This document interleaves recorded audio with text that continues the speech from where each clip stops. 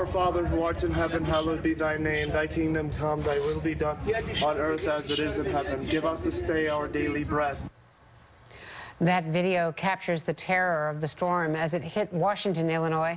But that town was hardly alone. Tony Laubach, a meteorologist and professional storm chaser, found himself chasing 3 of the storms in 2 states, as captured in this video. And Tony joins me now by phone from DeSoto, Illinois. Tony, tell me how this storm was different, or this series of storms were different from anything you'd seen before.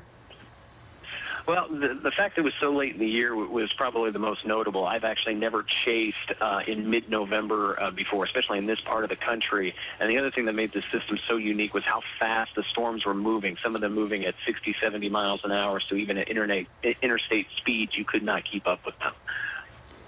And what about the strength of the winds?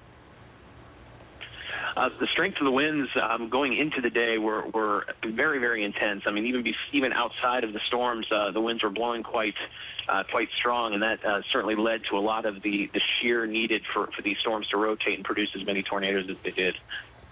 And what did you see on the ground as you were chasing across these states? Well, we were following behind a lot of the storms. We saw hail actually as large as baseballs at one point in Illinois, and then as we got into Indiana, we started to get in on the tornadic storm. Saw many towns that had been hit.